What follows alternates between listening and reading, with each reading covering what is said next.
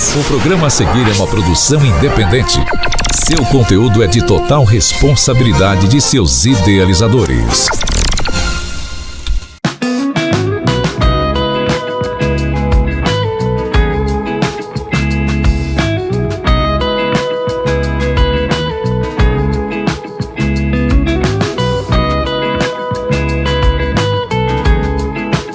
Oi pessoal, eu sou a doutora Isabel Romani, cirurgiã vascular, atendo na cidade de Mococa e nós estamos em mais um Saúde em Foco. Hoje a entrevista será com o doutor Humberto Pelaquim, urologista que também atende aqui na cidade. Obrigada, Humberto, por ter aceitado o meu convite. Seja muito bem-vindo. Sempre um prazer. E pessoal, hoje eu gostaria de conversar um pouco sobre cálculo renal, que eu acho que é o dia a dia aí do urologista. Então eu gostaria que você conversasse um pouco as indicações, quando procurar, se é mesmo fator genético, discorresse um pouco sobre o assunto. Olha, os cálculos renais, eles tendem a se formar, pode ser por um distúrbio de absorção, né, excreção do rim, pode às vezes ser uma absorção errônea, errada do próprio intestino. E quanto mais concentrada a nossa urina, mais fácil fica. Então, por isso que todo mundo fala para tomar bastante líquido, água principalmente, suco de fruta natural. Para quê? Para a gente diluir essa urina e dificultar a agregação ali desses sedimentos para não formar cálculo, né? E assim, eles, quando estão se formando, são pequenos, dificilmente eles dão dor, né? Causam dor, a famosa cólica renal, de rolar no chão e tudo mais. Essas aí já são cálculos um pouquinho maiores, que também não são nem tão grandes, né? 4, 5 milímetros já causam estrago. Mas quando eles entram no canal do ureter para descer para a bexiga, daí que eles vão causar realmente dor, né? Até chegar na bexiga pode causar vários episódios de cólica. Vários dias, né? Às vezes dias, porque depende muito da anatomia da pessoa. Às vezes o cálculo é pequeno, mas o ureter também é fininho, né? Então é difícil. A gente sabe que até 5 milímetros é uma chance muito boa de ser eliminado espontaneamente. Mas depende de cada paciente. Mas depende um pouco também da anatomia. E eles não são lisinhos também, né? Eles são tudo meio que espiculados e tal. Parece que esse carrapicho, né? Isso. Outro dia uma paciente falou que parece o coronavírus. Então, assim, esses são os mais comuns, assim que tem a dor, né? Uma obstrução, uma dificuldade de passagem, drenagem da urina que vai causar a dor. É lógico, existem aqueles cálculos maiores que ficam no rim e que às vezes eles também não dão dor, mas a hora que eles vão passar para a pelve renal, que é como se fosse um funil, eles não passam nem dali. Então ali eles causam dor também. Então esses também são os chatos, né, que causam muita dor. E tem aqueles cálculos coraliformes, né, que tomam a forma do rim, que estão associados à infecção urinária e são muito volumosos, né, é como se fosse um pudim, né, assim, na forma, eles tomam a forma do rim mesmo. E sempre esses pacientes, a maioria deles não tem dor nenhuma. Eles têm o quê? Infecção, uma atrás da outra. Por isso que é importante investigar a infecção urinária. Sim, recorrente. Porque eles, vocês vão ver que, nossa, mas como que não tem dor? Não tem dor, é muito difícil. Porque ele está lá em cima do rim ainda, a dor é mais quando ele desce. E ele a gente fala coraliforme porque ele torna uma forma de coral do mar, de fundo do mar.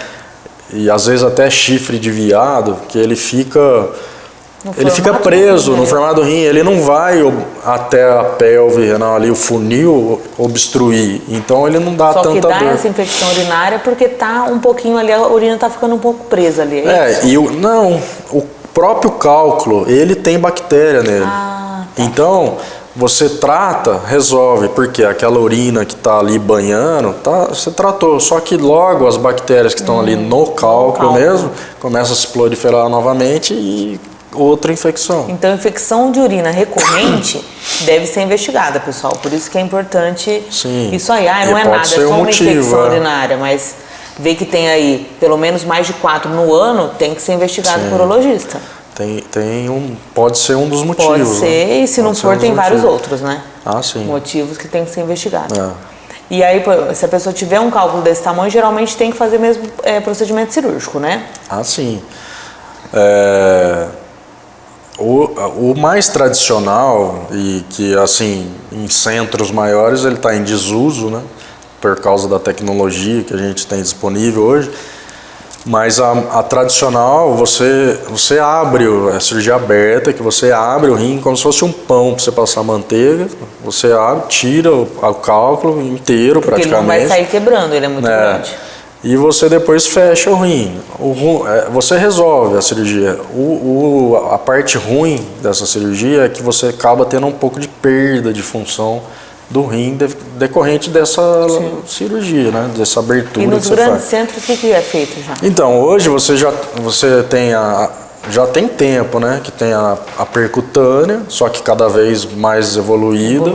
Como também você tem a ureterolitotripsia flexível, né? Que você sobe. Então hoje eles estão fazendo até combinada. Só que você tem que ter 2 equipes de urologia. Você entra por baixo e tudo com laser, só que é laser de alta potência.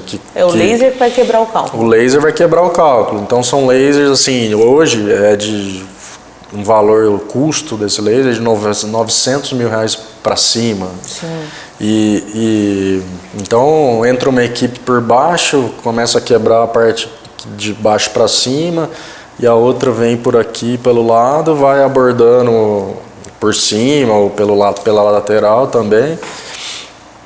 Então, o cálculo sai pelo próprio ureter, os pedacinhos, vamos dizer. Porque isso daí, na verdade, você pulveriza o cálculo. Né? Então, vai saindo na urina, aqui você entra e sai cálculo. Então, hoje a tecnologia é muito boa. Muito boa. Muito boa. E a infecção urinária? Eu gostaria que você falasse, tem muito idoso que tem infecção urinária recorrente. Então, assim, se tem alguma dica, às vezes o uso de fralda que predispõe, ou, né? Eu gostaria que você desse uma dica nesse sentido aí para os idosos. A população que mais tem infecção recorrente, né? A mulher e geralmente o idoso. A mulher idosa, acho que até mais que o homem, né? Por conta... no caso dos idosos, principalmente esses que fazem uso de fralda, é uma coisa que colabora, né? Até mais a mulher do que o homem, por conta da uretra ser mais curta na mulher. Então, acaba aumentando a população de bactéria que você tem na região do períneo, ali, perianal, que é natural a gente ter, só que você aumenta essa população, então você facilita a colonização da uretra e da urina, né? Então, muitas vezes essas mulheres também, ou homens, têm já diabetes, tem alguma doença associada que vai facilitar. O homem não consegue esvaziar direito a bexiga, então sempre fica um resíduo. Sim. Então, assim, são vários fatores, né? Mas a fralda, sem dúvida, não deixa de ser. Mas consegue tratar. Vamos dizer, ajudar, auxiliar, você né? Consegue tratar. E nesses pacientes idosos, muitas vezes você nem trata, na verdade. Sim. Porque eles já estão colonizados. Então, a gente chama de bacteriúria assintomática. A pessoa tem a bactéria, mas eles vivem em paz, convivem, né? Pode ser que em algum momento tenha um desequilíbrio e cause infecção. Aí... esse idoso vai ter por exemplo, uma falta de apetite, às vezes ele vai ficar agressivo, às vezes ele vai querer, não quer conversar.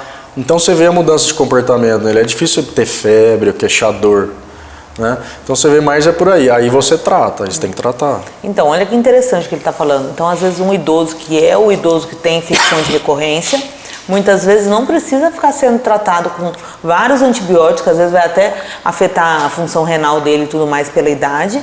Então, por isso é importante o acompanhamento com o urologista, que ele vai saber a hora correta de tratar ou não. Não, sim, e você acaba fazendo uma seleção de bactérias cada vez mais resistentes. Chega um momento que você não consegue nem ter um antibiótico que vá resolver aquela infecção. Isso está acontecendo cada vez mais, né? Sim. Pessoal, a conversa está muito interessante, mas nós vamos rapidinho para o intervalo e a gente já volta. Bem-estar é entrar num ambiente que abraça você. É olhar ao redor e sentir orgulho de cada detalhe. Cores e efeitos decorativos transformam paredes em experiências. Dão vida, estilo e personalidade ao lugar onde você vive. Porque bem-estar começa onde você está. Tintas Magicolor.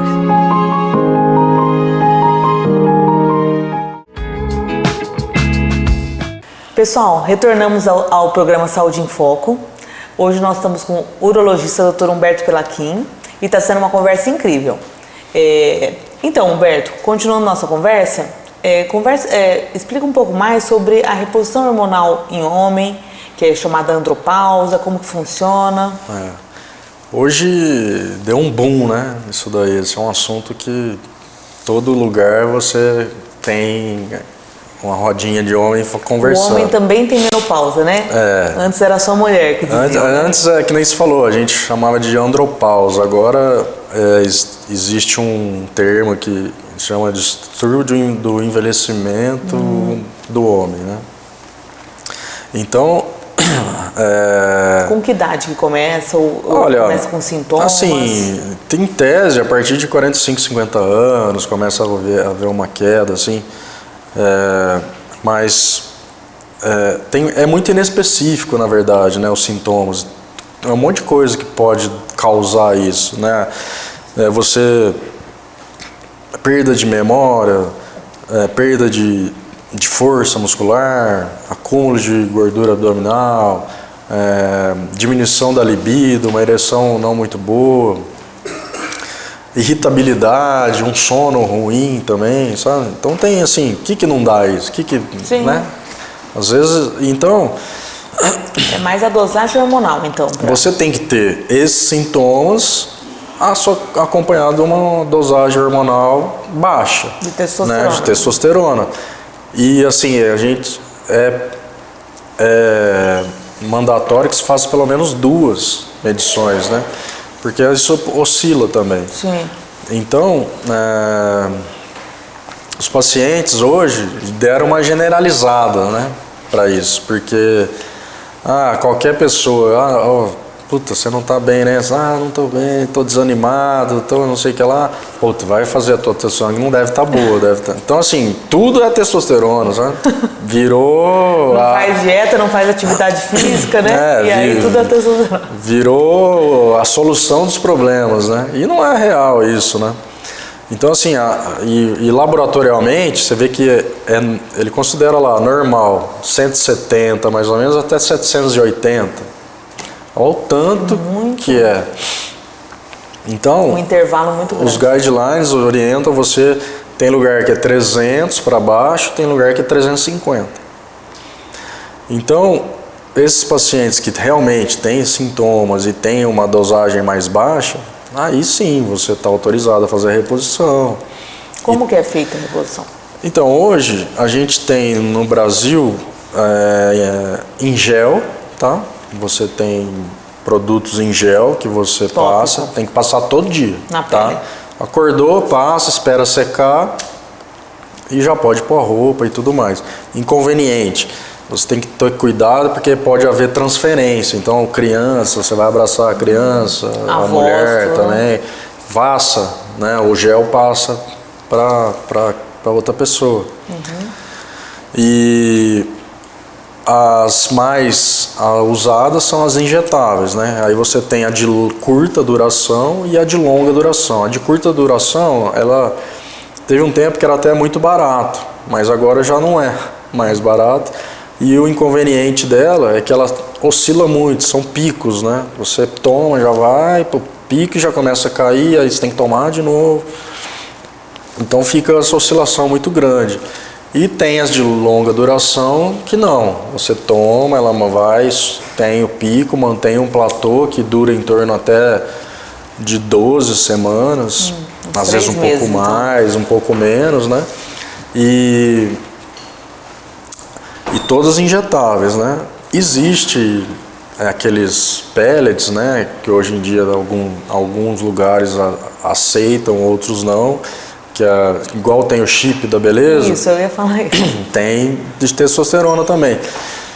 O ruim disso é que assim, não tem ainda garantia dessa absorção, se ela é contínua ou se vai dar uma liberação muito grande de uma vez. Então, os estudos aí, a Sociedade Brasileira de Urologia, por exemplo, condena.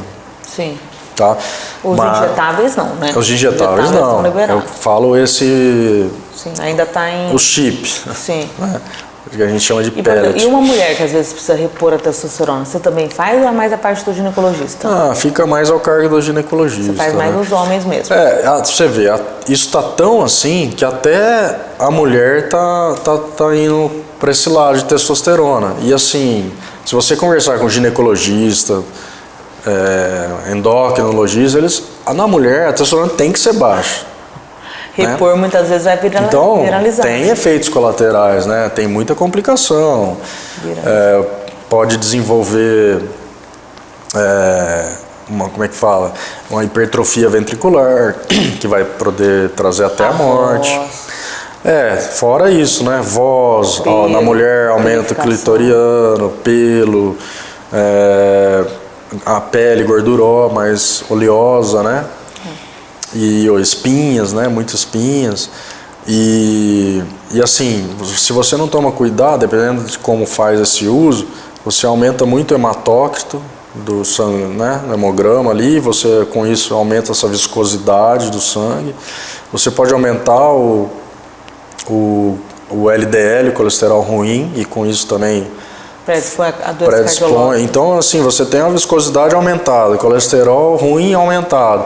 Então, você predispõe a riscos aí maiores para infarto, trombose, AVC. Então, não é assim, né? Vamos lá, vamos tomar testosterona. A reposição hormonal está muito... enfim, como qualquer outra. Tem gente que está querendo comprar sem receita, sem acompanhamento. Então, não é assim.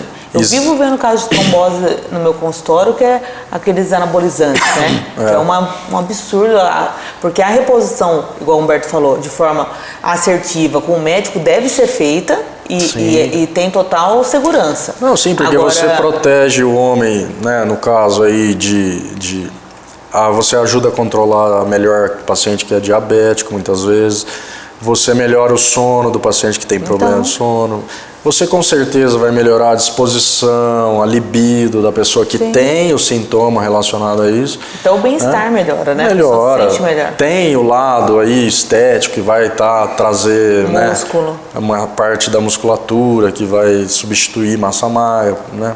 Mas tudo sempre com orientação médica e de forma muito responsável, né? Com certeza. Como a gente falou, é muito importante essa reposição hormonal. O hormônio não é brincadeira. Hoje em dia, como o Humberto falou, está sendo muito...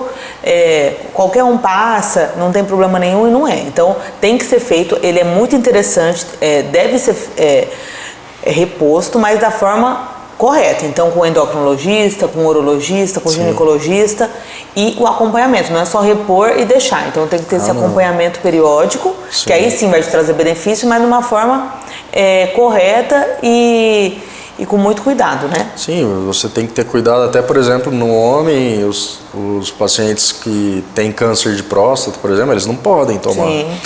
E tem as contraindicações também. E você tem que estar acompanhando o PSA desse homem, porque se tem alguma alteração, você tem que cancelar a reposição hormonal, porque você vai estar estimulando, pode estar estimulando um tumor. Então, pessoal, espero que vocês tenham gostado, porque a gente gostou bastante dessa conversa e espero vocês para mais um Saúde em Foco.